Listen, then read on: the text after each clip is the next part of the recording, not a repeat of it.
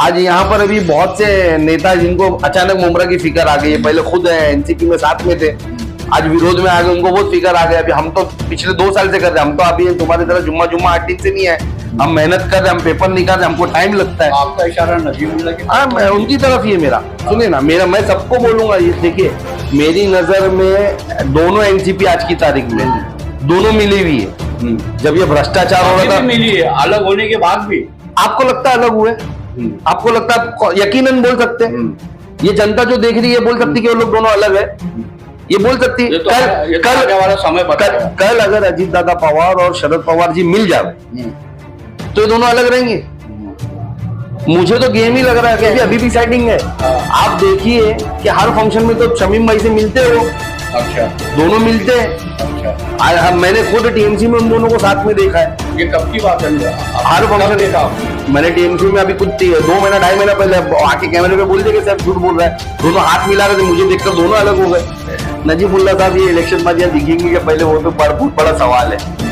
नजीबुल्ला साहब बोल तो बहुत कुछ रहे ना, लेकिन ये इलेक्शन बाद दिखेंगे कि ये सबसे बड़ा सवाल है, रिजल्ट जो भी आवे। तो हम देखिए, इस शहर को इस बार इस शहर के लोगों पे भरोसा करना होगा। इस शहर के मैं हूं मोइन शेख और आप देख रहे हैं मुमरा टाइम। दोस्तों, जैसे कि आप लोग जानते हैं कि चुनाव विधानसभा के बहुत करीब है और इस समय महाराष्ट्र की राजनीति काफी गरमाई हुई। अगर हम कलवा मुमरा विधानसभा की बात करें तो इस क्षेत्र के अंदर भी हलचल राजनीति काफी तेज हो चुकी है। और क्या होगा आने वाले दिनों में विधानसभा के चुनाव में, इसी पे चर्चा करने के लिए हमारे साथ एमआईएम पार्टी के कलवा मुमरा विधानसभा के अध्यक्ष सैफ पठान यहाँ पे मौजूद है। तो आइए हम उनसे चर्चा करेंगे और जानने की कोशिश करेंगे कि इस विधानसभा चुनाव में एमआईएम का क्या रोल रहेगा। सैफ भाई, आपका स्वागत है हमारे चैनल मुमरा टाइम्स में। मैं सबसे पहले तो ये जानना चाहूँगा कि हमें ऐसी कुछ जानकारी मिली कि आप 3 अक्टूबर से कुछ हड़ताल के ऊपर बैठने वाले हैं, और दूसरी बात ये है कि आपने कुछ टीएमसी से पेपर की मांग की थी और मेरे ख्याल से आपको वो पेपर मिल भी गए। तो वो पेपर किस चीज़ के थे, क्या बताना चाहोगे अपने हड़ताल को लेके, और वो टीएमसी से जो आपने पेपर हासिल किए उसके बारे में आप क्या बताना चाहोगे? जी, अस्सलाम वालेकुम रहमतुल्लाह बरकातहू। देखिए कि मैं आपको बताऊं कि 3 तारीख से 3 सितंबर से हमारी पूरी टीम धरना आंदोलन पे जा रही है। हम आखिर क्यों जा रही है? मेरा ये तो सवाल है कि आप क्यों धरना आंदोलन करने? देखिए, आपको पता होगा कि 2019 में आनंद फानंद में जो यहाँ के विधायक है, वो टीएमसी कमिश्नर जो यहाँ पे उस वक्त मौजूद थे थाने म्युनिसिपल कॉर्पोरेशन के, संजू जायसवाल के साथ मिल करके, क्या है फिर उन्होंने किया मुझे नहीं पता, लेकिन हमारे स्लाटर हाउस की 11 एकड़ की जगह पे उन्होंने कब्रस्तान चालू करवा दिया, कुछ 4.5 एकड़ के अंदर, और कब्रस्तान की 5 एकड़ की जगह का कुछ हेरफेर कर दिया। और जो कब्रस्तान उन्होंने चालू करवाया है, देखिए मेरा आज तक उस पर ऑब्जेक्शन है कि वो हमारे कब्रस्तान की जगह नहीं, वो हमारे स्लाटर हाउस की जगह है। खैर, अभी ये ज्यादा जरूरी है कि वहाँ 6000 लोगों की तफ्दीन हो चुकी है। अब वो तफ्दीन की बेहरमती, ये तो इनको कोई फर्क नहीं पड़ेगा, लेकिन मैं नहीं चाहूंगा होए, तो मैंने कंटिन्यूसली उसके पेपर वर्क करते आया था। बीच में हम लोग कुछ पेपर निकाले, कुछ लोग हमसे जुड़े और उन्होंने कुछ पेपर निकाले, तो हमको पता चला ये साल के स्टार्ट में कि उस पेपर को, उस कब्रिस्तान को अभी तक टीएमसी की तरफ से कोई मान्यता नहीं है।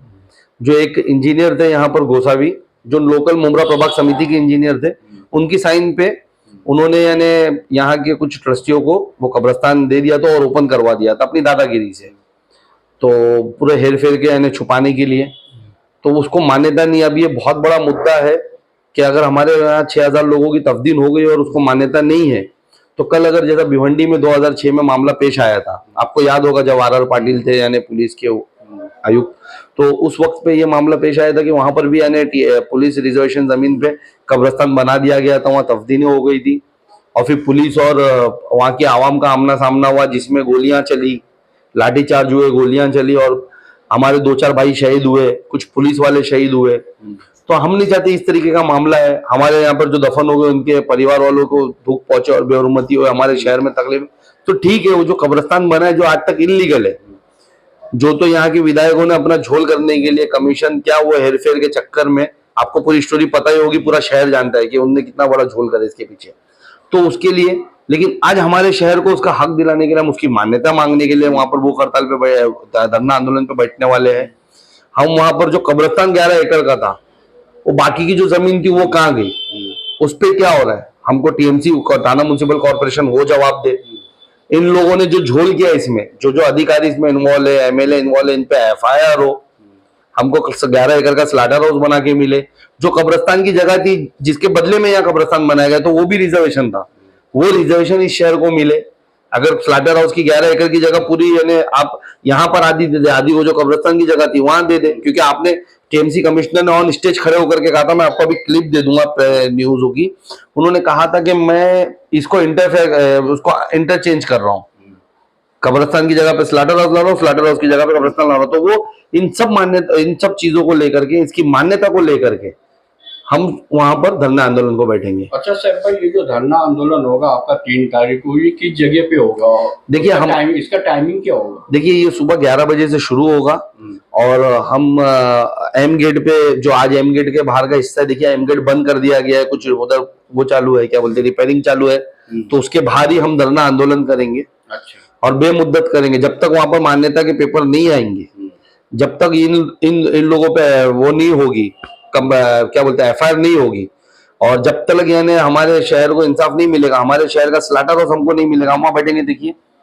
हम जब तक यानी धरना आंदोलन करेंगे। अच्छा साहब भाई, यहाँ पे एक सवाल ये भी उठता है कि शहर में जब कोई भी बात होती है या कोई मसला होता है तो आप और आपकी टीम फौरन हरकत में आ जाती है, उसके लिए हड़ताल करते, बेमुद्दत हड़ताल पे बैठ जाती है, चाहे फिर टोरेंट का मामला हो या फिर कचरे के अंबार का मामला हो। लेकिन ये जो मामला है कब्रिस्तान का, यह तो कई साल पुराना मामला है, तो उसको लेके अब आप हड़ताल पे बैठने जा रहे हैं। देखिए मैं आपको बताऊं कि कब्रिस्तान जब यहाँ पर दिया गया था, हमने तब भी विरोध किया और कुछ लोग तो कोर्ट भी गए थे, हमारे पत्रकार भाई कोर्ट गए थे।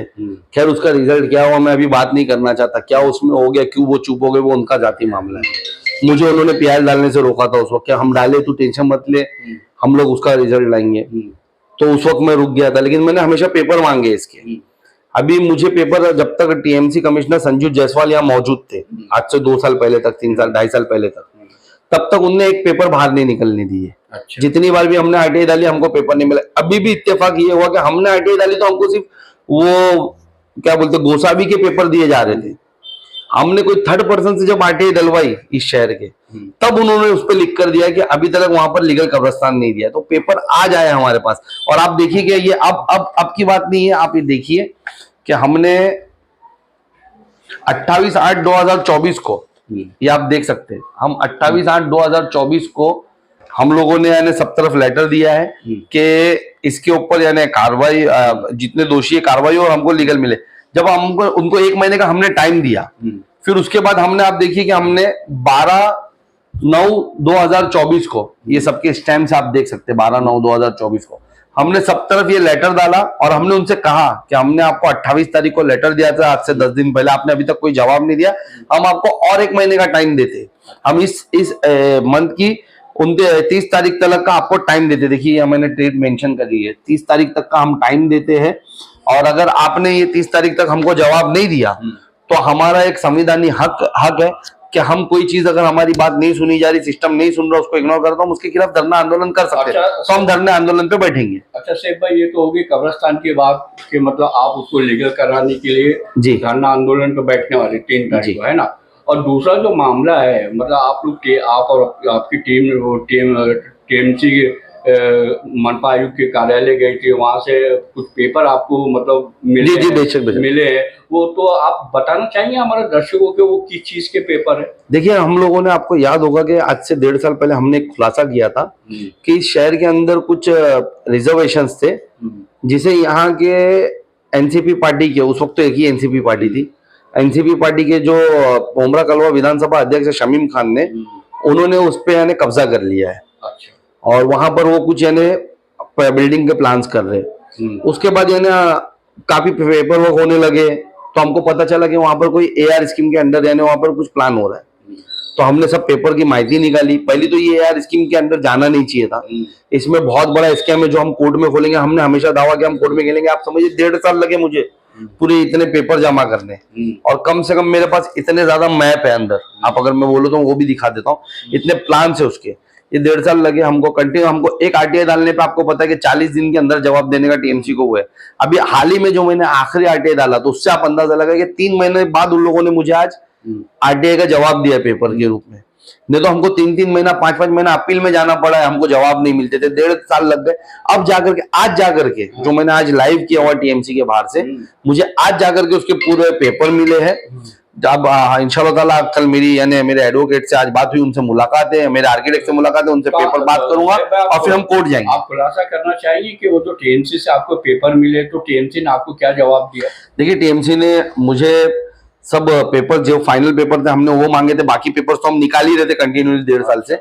ये आज मुझे इतने पेपर्स मिले हैं।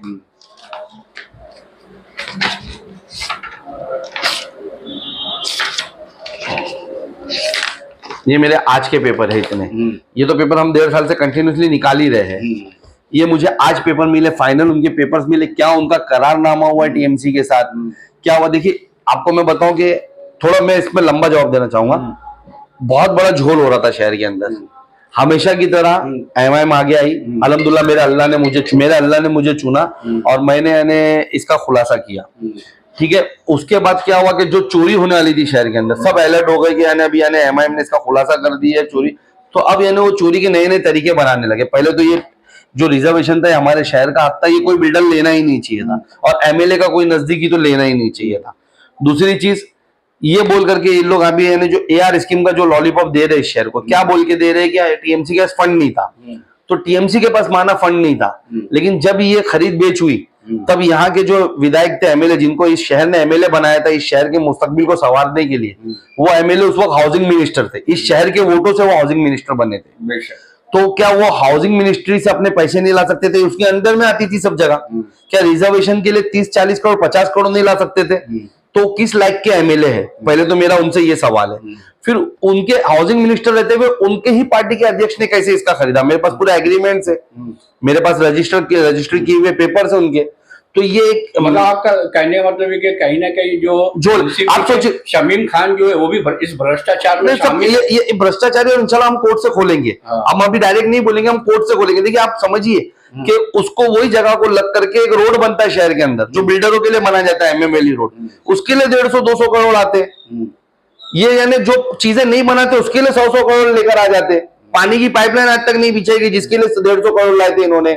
इलेक्ट्रिसिटी के सुधारण के लिए जब एमएसडीसीएल थी तब इनने, अजीत दादा पवार जब वीज मंत्री थे तब 150 करोड़ लाए थे, तो वो प्राइवेट कर दी गई। तो ये ऐसे से पैसे लाते, तो ये बच्चों का मुस्तकबिल, जहां पर आपको 10-11 एकड़ का कॉलेज मिल जाता, जहां पर इस शहर के लिए एक हॉकर जोन मिल जाता, जहां पर इस शहर के लिए बस डेपो मिल जाता, जहां पर आपको एक स्कूल मिल जाती, तो उसके लिए आप 30-40 करोड़ नहीं ला सकते थे? तो आप फिर नाकारा हो, और नाकारा नहीं, आपने भ्रष्टाचार किया, आपने अपने लोगों को बेची, जबकि वो बिकना नहीं चाहिए था जगह। क्योंकि इसके पीछे की भी एक स्टोरी है कि जब ये रिजर्वेशन उस जगह पे बिठाया गया था, तो जो मित्तल जो उसके ऑनर है, उनकी वो जगह हाउसिंग फार्मिंग थी। उन्होंने टीएमसी को लिख कर दिया था कि मुझे आप मेरी 190 एकड़ में 189 एकर्स में को आप हाउसिंग करिए, आप इस पे जो भी रिजर्वेशन लगाएंगे मैं फ्री ऑफ कॉस्ट दूंगा। तो आज उसकी खरीद बेच क्यों हो रही है? आज क्यों वो उसका सौदा कर रहे हैं? और आज क्यों कोई आकर दलाली कर रहा है कि हम एआर स्कीम में बनाएंगे और देंगे? तो ये सब चीजें, और फिर जब मैं आरोप लगा रहा हूं, मैं कंटिन्यू 1.5 साल से आरोप लगा रहा हूं, मैं झूठा हो सकता हूं ना? तो आज तक ये बिल्डर लोग खुलासा क्यों नहीं करते कि एआर स्कीम में क्या देंगे? 10 टाइम मैंने सवाल करा कि आप एआर स्कीम में क्या देने वाले, हमको आगे बताओ, हमको पता तो चले कि हमारा 11-11 एकड़ का 10-10 एकड़ का, हमारा 11 एकड़ का 10 एकड़ का ग्राउंड है वहां पर, वो कितने एकड़ में दोगे आप खुलासा तो करो। आज टीएमसी मेरे को लिख कर देती थी कि टीएमसी ने आज यहाँ पर अभी बहुत से नेता जिनको अचानक मुमरा की फिक्र आ गई है, पहले खुद एनसीपी में साथ में थे, आज विरोध में आ गए, उनको बहुत फिक्र आ गया। अभी हम तो पिछले 2 साल से कर रहे हैं, हम तो अभी तुम्हारी तरह जुम्मा 8 दिन से नहीं है, हम मेहनत कर रहे हैं, हम पेपर निकाल रहे हैं, हमको टाइम लगता है। आपका इशारा नजीमुल्लाह की हाँ, उनकी तरफ ही है मेरा। सुनिए ना, मैं सबको बोलूंगा, ये देखिए मेरी नजर में दोनों एनसीपी आज की तारीख में दोनों मिली हुई है। जब ये भ्रष्टाचार हो रहा था, मिली है, अलग होने के बाद भी आपको लगता है अलग हुए? आपको लगता है? यकीनन बोल सकते हैं, ये जनता जो देख रही है बोल सकती है कि वो लोग दोनों अलग है, ये बोल सकती है। कल अगर अजीत दादा पवार और शरद पवार जी मिल जाए तो ये दोनों अलग रहेंगे। मुझे तो गेम ही लग रहा है कि एमआईएम यहाँ पर अपोजिशन में थी वोट काटने के लिए। खैर वो उसको अलग मौजूद में आपको बताऊं। देखिए आज ये टीएमसी मैंने आपको डेट दिखाता हूं, ये 28/8/2024 को सॉरी, हमने माहिती डाली 1 जुलाई 2024 को कि हमको जवाब दे। टीएमसी मुझे लेटर बनाती है 28/8/2024 को, लेकिन मुझे डिलीवर करती है 11 सितंबर को। उसके बाद मैं टीएमसी जाता हूं, उनसे बोलता हूं कि मुझे यानी आप जवाब दो, मेरा क्या लेटर करो, तो उस पर बाद भी मुझे 15 दिन घुमाया जाता है। और मुझे आज 15 दिन बाद यानी 17 दिन बाद मुझे यानी देखिए आज मैं पैसा भरता हूँ 27/9/2024 को, ये पेपर देते। अब ये पेपर में बीच में जिनका आपने नाम लिया नजीब मुल्ला यहाँ आकर के बोलते कि वो ग्राउंड अभी मैं लेकर आके दूंगा। अरे तू कहां से लाके देंगे भाई, तुम्हारा क्या है उसमें? ये तो जब हमने उनको वो किया, क्या बोलते हैं, हमने खुलासा किया, हम कंटिन्यूसली उसके पीछे मुसलसल पड़े रहे, तो बिल्डरों को बराबर लगा कि ना फंसने वाले, टीएमसी ऑफिसर को लगा बराबर फंसने वाले। तो एक करारनामा हुआ जिसमें आप देखिए टीएमसी में 10 पॉइंट उनको करार लिख कर दिए कि कौन कौन सी चीज कितनी कितनी तुमको देनी है। आपका कहने का मतलब ये है सैफ भाई कि आप भागदौड़ आप कर रहे, कोशिशें आप कर रहे, लेकिन कामयाबी का श्रेय कोई और लेना चाह रहा है? नहीं, लेना नहीं चाह रहा, ये भी अभी भी सेटिंग है। आप देखिए कि हर फंक्शन में तो शमीम भाई से मिलते हो। अच्छा, दोनों मिलते हैं। अच्छा, मैंने खुद टीएमसी में उन दोनों को साथ में देखा है। ये कब की बात है? हर फंक्शन देखा आपने? मैंने टीएमसी में अभी कुछ 2 महीना 2.5 महीना पहले आके कैमरे पे बोल दिया कि सैफ झूठ बोल रहा है। दोनों हाथ मिला रहे थे, मुझे देखकर दोनों अलग हो गए। अच्छा, मैं टीएमसी क्या बोलते हैं शहर विकास के बाहर 4थे माले पे मैंने साथ में देखा है। और ये झोल बोल रहे हैं, हम तो दिला के रहेंगे। अब मैं कोर्ट जा रहा हूँ, इंशाल्लाह ताला हर चीज लाऊंगा, मैं ग्राउंड भी लाऊंगा वहां पर, हमारे शहर के कॉलेज को भी इंशाल्लाह ताला लाऊंगा जो लोग दे रहे। मुझे वही चाहिए ना, एआर स्कीम का खुलासा तो करो, आप कितना देने वाले हो। ऐसा थोड़ी होता है कि आप अपने उसमें बनाएंगे। अगर सैफ आरोप लगा रहा है, सैफ झूठा है, तो आप मुझे आके ऑन कैमरा आके आवाम को बताएं कि हम ये देने वाले, उस पर सच झूठ का फैसला आएगा सामने। अच्छा सैफ, अभी विधानसभा के चुनाव बेहद करीब है, हो सकता है कुछ दिनों के बाद महाराष्ट्र में विधानसभा की चुनाव की तारीखों का ऐलान भी हो जावे, तो क्या कहना चाहोगे कि आज जिस तरीके से माहौल बना हुआ है चुनाव, विधानसभा चुनाव से पहले पूरे महाराष्ट्र की मैं बात करूंगा, जिस तरीके से नफरत फैलाई जा रही है बीजेपी और उसके सहयोगी संगठनों द्वारा, मतलब एक माहौल को खराब करने की कोशिशें की जा रही है। कभी रामगिरी महाराज नबी की शान में गुस्ताखी कर देता है, तो कभी जो बीजेपी का एमएलए नीतीश राणे वो मुसलमानों के खिलाफ भड़काऊ भाषण कर रहा है। तो ये जो जिस तरह के मामले सामने आ रहे हैं चुनाव से पहले, उस पे आप क्या कहना चाहेंगे? देखिए कि यानी ये महाराष्ट्र में दंगा भड़काने की कोशिशें की जा रही है चुनाव से पहले? बेशक देखिए कि यही कोशिशें की जा रही है। सबको पता है कि यानी जो अभी यहाँ की मौजूदा सरकार है वो शायद रिपीट नहीं हो पाए।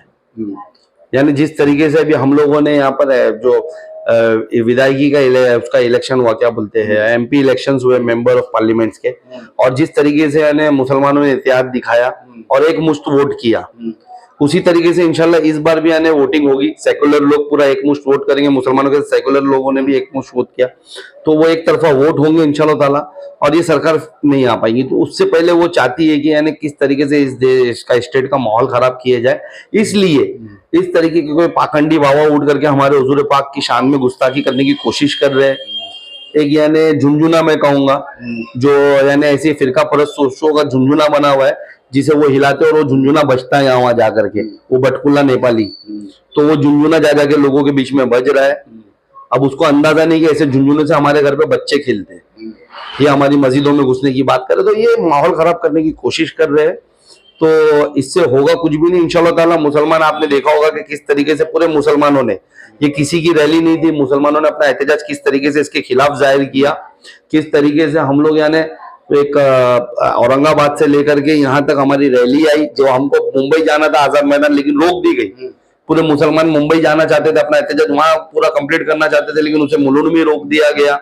लेकिन फिर भी इतनी डिसिप्लिन में तिरंगा लेकर के हमने अपना एहतजाज जाहिर किया। हमने कहीं ना कहीं जो हमारे हुजूर पाक जिनकी शान में गुस्ताखी करने की कोशिश करे, जिन्होंने हमको सिखाया है कि जो भी वतन में रहो उससे मोहब्बत से रहो, हमने वो मोहब्बत का भी सबूत दिया। साथों साथ उनकी मोहब्बत के साथ हमने अमन के साथ हमारा मोर्चा निकाला, अमन के साथ हमारा मोर्चा खत्म किया, और इंशाल्लाह ताला आगे भी हम आजाद मैदान में बहुत जल्द बैठने वाले हैं। इसके खिलाफ हम पूरे खुलूस अमन के साथ बैठेंगे, और इनकी फिरका परस्त जो सोच इस स्टेट का माहौल खराब करने की सोच रख रही है, इंशाल्लाह ताला इस स्टेट का सेक्युलर सोच रखने वाले उसे नाकाम करेंगे। अच्छा सर, इस इंटरव्यू का सबसे अहम सवाल मैं अब आपसे पूछने जा रहा हूँ कि ऐसी खबरें आ रही है, और आपने भी देखा होगा कई वीडियो मतलब वायरल हुई है कि एमआईएम जो है वो महाविकास आघाड़ी जो गठबंधन है, जिसमें कांग्रेस भी है, एनसीपी भी है शरद पवार साहब की, और शिवसेना उद्धव साहब की।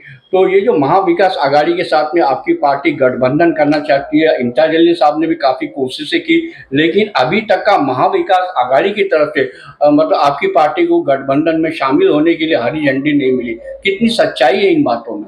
नहीं, बेशक देखिए कि अभी परसों की प्रेस कॉन्फ्रेंस में भी जो हमारे नेशनल सदर है बैरिस्टर असदुद्दीन ओवैसी साहब, उन्होंने कहा कि हमने तो लिखित में भी लेटर भेजा है उन लोगों को कि अगर आप यानी इस फिरका परस्त सोचों को हराना चाहते हो तो आप अकेले नहीं जीत सकते, हमको साथ में लेना होगा।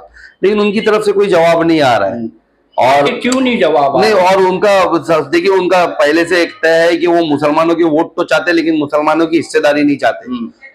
जहां पर देखिए हमारे मुसलमानों को खुश कर दिया जाता है नगर सेवकों के इलेक्शन में टिकट्स दे करके, लेकिन नगर सेवक जीतने के बाद आप एरिया का काम तो करा सकते हो, लेकिन आप इस स्टेट में, इस देश में जो आपके खिलाफ बिल बनेगा, जो आपके मजहब के खिलाफ कोशिशें की जाएगी, साजिशें की जाएगी, वो सब पार्लियामेंट में और असेंबली में होगी। वहां नहीं पहुंच सकते, ये वहां हमको पहुंचने नहीं देना चाहते। तो ये हमको यानी हिस्सेदारी में लेना नहीं चाहते, क्योंकि इनको मालूम है एमआईएम को लेंगे तो इनको एमआईएम को 10-1 सीट देनी पड़ेगी, और 10-1 अगर विधायक एमआईएम के जाएंगे स्टेट में तो इनकी ऐसी सब बिलों का वो विरोध करेंगे, हमारे यानी रिजर्वेशन के हक की, हमारे मुसलमानों की बातें करेंगे। तो ये खुद भी नहीं लेना चाहते। ये कहीं ना कहीं दिखा तो रहे कि इनकी सोच उनसे अलग है, लेकिन कहीं ना कहीं आपने देखा होगा जब वक्फ का बिल लाया गया तो किस तरीके से इनके सांसद गायब रहे, जिनको मुसलमानों ने भर भर के वोट दिया, लेकिन जब वहां पर उसका मुखालिफत करना था तो ये बहाना लेकर के वहां से गायब रहे। बाद में इंटरव्यू देके क्या करोगे आप, बाद में न्यूज पे बोल के क्या करोगे आप? कानून जहां पर बिल पेश किया गया वहां पर आपको वहां पर विरोध करना है ताकि वहां पर बात रजिस्टर्ड हो। अच्छा, अब हम कलवा मुमरा विधानसभा के क्षेत्र की बात करते हैं। यहाँ से आप भी जानते हैं कि 3 बार से जो सिटिंग एमएलए अवार साहब, वो 4थी बार भी यहाँ से इलेक्शन लड़ेंगे, और उनके सामने मुल्ला था। तो इन दोनों के बीच में मुकाबला होगा, और भी कई पार्टियां हैं, शायद आप भी इलेक्शन लड़ने के इच्छुक है। फरज शेख जो है इंडियन यूनियन मुस्लिम लीग की, वो भी इलेक्शन लड़ेगी, और भी ऐसे कई पार्टी के लोग हैं वो इलेक्शन लड़ेंगे। तो क्या होने जा रहा है कलवा मुमरा विधानसभा में, आपको क्या नजर आता है? देखिए, पहले तो मैं आपके इस सवाल से किसकी जीत? मैं आपके इस सवाल से सहमत नहीं हूँ। क्या 4थी बार फिर यहाँ के जो सिटिंग एमएलए अवार साहब वो जीत का परचम लहराएंगे, या आपकी बात परिवर्तन होने जा रहा है? देखिए, मैं आपके इस सवाल से सहमत नहीं हूँ। पहले तो आपने जैसे कहा कि जो यहाँ के विधायक 4थी बार जीतेंगे, मुझे नहीं लगता इस बार वो जीत पाएंगे। और मेरे को कंप्लीट करने दीजिए ना, वो जीत पाएंगे इंशाल्लाह ताला। इस बार आवाम उनको यानी बताएगी कि जो उन्होंने हमारी रिजर्वेशंस की जमीन का हेरफेर किया, अभी अपने एक बंदे को आगे करके, कब्रिस्तान जो हमारा खा गए, स्लैटर हाउस जो हमारा खा गए, आज तक जो हमको हैंगिंग मार्केट के सपने दिखाए, हमको ये सब चीजें दिखाई, उसका जवाब देगी जनता। किस तरीके से उन्होंने यानी हर चीज यहाँ प्राइवेट कर दी। जो हॉस्पिटल यहाँ पर सरकारी बनना था, अभी प्लेटिनम को देकर उन्होंने प्राइवेट कर दिया, कचरा विभाग प्राइवेट कर दिया, तोरन जैसी एक जालिम कंपनी हम पे मुसल्लत कर दी। आज लोग कितने परेशान है, लोगों ने अपने कितने यानी जेवर बिक गए हमारी माँ बहनों के, जो पीडी की भरपाई करने के लिए, और यानी उसके बिल जो ज्यादा आते हैं उसकी भरपाई करने के लिए। तो जनता उसका वोट के जरिए जवाब देगी। तो इस बार उनका जितना मुश्किल है। और आपने एक चीज कही कि यहाँ पर अभी नजीब मुल्ला को आप मजबूत समझते हैं। आप बताए, आप कैसे मान सकते हैं कि बीजेपी के साजगढ़ से कोई यहाँ पर मजबूत हो सकता है, और नजीब मुल्ला यहाँ पर कैसे मजबूत हो गए? खुद थाना से, अगर वो इतने ही मजबूत कैंडिडेट है तो वो तो बीजेपी के साथ है, थाने से लड़ ले, अपनी मजबूती वहां दिखाए, वहां के नगर सेवक भी है, थाने से लड़ ले, बीजेपी वाले भी उनको सपोर्ट करेंगे, तो वहां से क्यों नहीं लड़ रहे? मेरे तो वो मजबूत नहीं। यहाँ पर देखिए, कलवा के जो हमारे हिंदू भाई है वो मुसलमान को इनको वोट देंगे नहीं, मुल्ला है इनके नाम के आगे, वो उनको वोट देंगे नहीं। और मुमरा के वो इंशाल्लाह ताला मुमरा के आवाम कभी बीजेपी के साथ नहीं जाएंगी। तो मुझे नहीं लगता कि यानी वो कहीं से भी स्ट्रॉन्ग कैंडिडेट दिख रहे। स्ट्रॉन्ग यहाँ पर इंशाल्लाह ताला एमआईएम है। एमआईएम से जो भी कैंडिडेट उतरे, मैंने अपनी इच्छा जाहिर की है, मुझे पूरा यकीन है कि मुझे मौका मिलेगा, या किसी को भी अगर एमआईएम लाती तो मजबूत कैंडिडेट वही होगा इस शहर से, और वो इलेक्शन इंशाल्लाह ताला जीतेगा। आवाम ने देखी कि किस तरीके से हम यानी मन मुटाव हुआ आपस में, या हम एक्टिंग करके अलग नहीं हो करके यानी विरोध बता रहे। हम मुसलसल 10 साल से इस शहर के जो एमएलए है, उनके जितने करप्शन उनकी आंखों में आंख डाल करके, उनके लोगों की आंखों में आंख डाल करके खोल रहे हैं। आवाम का हक की बात हम कर रहे हैं पिछले 10 साल से। उनके लिए हम रोडों पे भी उतरे, उनके लिए हम जेलों में भी गए, उनके लिए हमको नाहक तड़ीपार भी कर दिया गया, हमको भी हो गए। तो आवाम देख रही है। इंशाल्लाह ताला इस बार हम जीते। बाकी जैसा आपने कहा, देखिए इलेक्शन है, यहाँ पर हर किसी को लड़ने का हक है। हमारे और भी यानी जैसे आपने जितने भी इच्छुक से उनके नाम लिए, वो भी उतरेंगे, वो भी अपनी ताकत लगाएंगे। लेकिन आज हमको ऐसा लगता है कि एमआईएम की जो पोजीशन है यहाँ पर वो स्ट्रांग है। और जिस तरीके से एमआईएम ने पिछली बार यानी आम आदमी पार्टी को समर्थन दी थी और उनके वोटों में जो इजाफे हुए थे, जो 30,500 वोट लिए थे, कहीं ना कहीं आप भी इस पे एतबार रखते होंगे कि कहीं ना कहीं एमआईएम का उसमें अच्छा खासा वोट बैंक था। वो भी हमारा वोट बैंक आज बढ़ा है। और जिस तरीके से मैंने कहा कि पिछली बार तो टोरेंट भी नहीं था, क्योंकि पिछली बार आप देखिए कि जो अपोजिशन है उसने 40,000 के करीब वोट लिया था, 40-45,000 के करीब। और जो यहाँ के विधायक थे उन्होंने मुमरा से 48,000 वोट लिया था, जो तो उसमें सुनिए 48,000 वोट लिया था। तो अभी कहीं ना कहीं वो वोटों का जो डिवाइडेशन है वो टोरेंट के आने से यानी ऊपर नीचे हो चुका है। और इनकी जो करप्शन से जितने अभी रिजर्वेशन की जमीन कोई छोटा मुद्दा नहीं है। मेरे शहर के यानी हर एक यंगस्टर के मुस्तकबिल से जुड़ा हुआ मुद्दा। अगर सोचिए 10 एकड़ का सिर्फ कॉलेज ही आ जाए इस शहर में तो वो यूनिवर्सिटी होगा, यानी इस शहर का हर एक बच्चा फ्री में तालीम हासिल कर सकता है कॉलेज की। ये उन्होंने खा गया सिर्फ अपने फायदा पहुंचाने के लिए। तो ये छोटा मुद्दा नहीं हो सकता। इस शहर में एक ग्राउंड नहीं बचा आज खेलने के लिए, बच्चों का पूरा ग्राउंड उन्होंने खा गया। इस शहर में हॉकर जोन कहाँ है आज तक? हॉकर जोन के नाम पे सिर्फ करप्शन हुआ है इस शहर में। इस शहर में आज रोडों को जाम करके हॉकर्स बैठे। अगर तुम हॉकर जोन पर जो जगह है वहां पर बना के दे दोगे तो शायद हमारा रोड का ट्रैफिक कंट्रोल हो जाएगा। तुमने ब्रिजेस तो लाए नहीं, तुम पूरी तरीके से फेलियर है। तुम्हारे को यानी विजन तो है नहीं तुम्हारा शहर को डेवलप करने में। फ्लाईओवर ब्रिज तो बनने जा रहा है, नजीमुल्लाह साहब ने कहा है। अरे नजीमुल्लाह साहब ये इलेक्शन बाद यहाँ दिखेंगे कि पहले, वो तो बहुत बड़ा सवाल है। नजीमुल्लाह साहब बोल तो बहुत कुछ रहे ना, लेकिन ये इलेक्शन बाद दिखेंगे कि ये सबसे बड़ा सवाल है। रिजल्ट जो भी आवे, हम देखिए इस शहर को, इस बार इस शहर के लोगों पे भरोसा करना होगा। इस शहर के यानी लोगों को, और यानी हम इंशाल्लाह ताला हम काबिल हम करके देंगे। हमको किसी अवार्ड के बाहर से थाने वाले की जरूरत नहीं है। आपकी बात स्थानीय आमदार इंशाल्लाह ताला। तो दोस्तों, ये जो सैफ पठान, इनसे हमने बहुत सारे विषयों के ऊपर चर्चा की। जैसा कि इन्होंने बताया कि ये 3 तारीख को, मतलब अक्टूबर की 3 तारीख को धरना आंदोलन करने जा रहे हैं। वो कब्रिस्तान के मामले को लेके, जिस तरीके से कब्रिस्तान की जमीन को में हेरफेर किया गया और वहाँ पे जिस तरीके से मैयतें दफन की जा रही, उनकी बेहुरमती हो रही है, तो उसको लेके मतलब इन्होंने टीएमसी के अंदर मतलब ये वो अपील की थी टीएमसी से कि वो कब्रिस्तान जो अभी तक इलीगल है उसे लीगल बनाया जाए। और दूसरी बात, ये जो रिजर्वेशन की जो जमीन है उसके अंदर जो गोलमाल हुआ है उसको लेकर भी इन्होंने मतलब टीएमसी के अंदर मतलब एक अपील की थी। वहां से पेपर मांगे थे, वो पेपर उनको मिल गए, उसका भी उन्होंने आज खुलासा किया। और साथ ही साथ हमने मुमरा के अंदर क्या होने जा रहा है विधानसभा चुनाव के अंदर, उसके ऊपर भी विस्तार से चर्चा की। तो हम उम्मीद करते हैं कि ये इंटरव्यू आपको जरूर पसंद आएगा। आप अपनी राय हमें कमेंट्स करके जरूर बताएं। कैमरामैन अबू बकर के साथ मैं मोइन शेख, मुमरा टाइम्स के लिए।